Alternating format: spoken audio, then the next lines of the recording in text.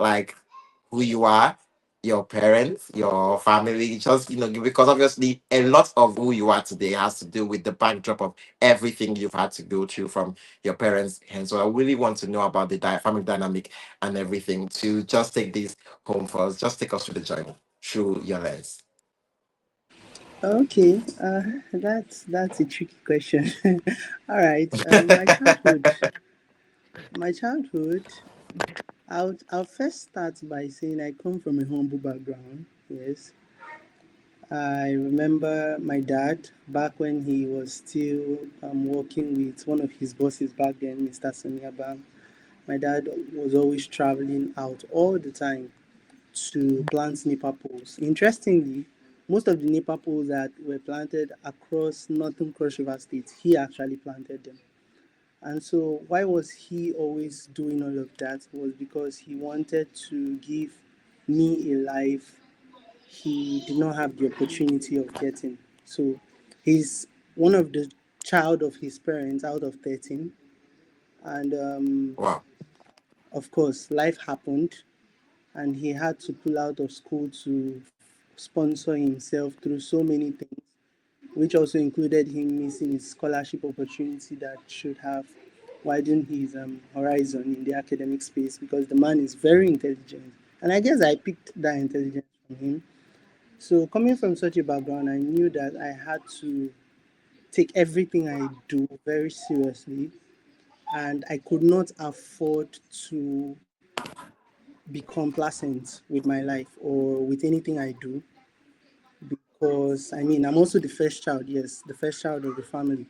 So I have siblings or I had siblings looking up to me. I was like the brother figure at home and sometimes the daddy figure whenever dad was not around because my siblings would always run to me and stuff to hide from mommy whenever they mess up.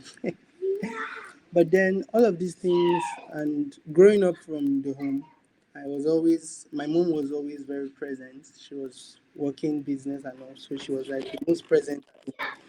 And with her presence, I did have some very rough start, but she made sure she drilled the discipline into me. Discipline of obedience, discipline of putting your head, your focus to something and getting it done. I remember back in school days when I was in secondary school, primary school, every time I come back from school, she's like, "What did they teach you? Let me see your notes." Even if she didn't really understand the concept, but she would ask me what I learned in school. And she would try to find out. Literally, all my teachers knew my mom. And as a result of that, I became a popular student in my primary school, which also extended to my secondary school. Actually, my alma mater, even till date.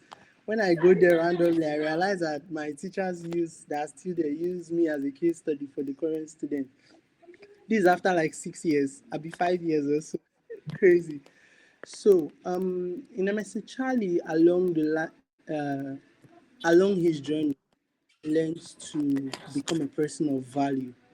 Now, when I said growth earlier, I'm not separating it from the word value, which is like a very core part of um, who I am. And when you think of growth, I like to see growth as negative and positive. You're either growing towards something or you're growing out of something.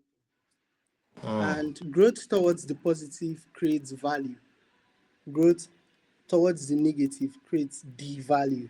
So it's either you're losing the value or you're getting it.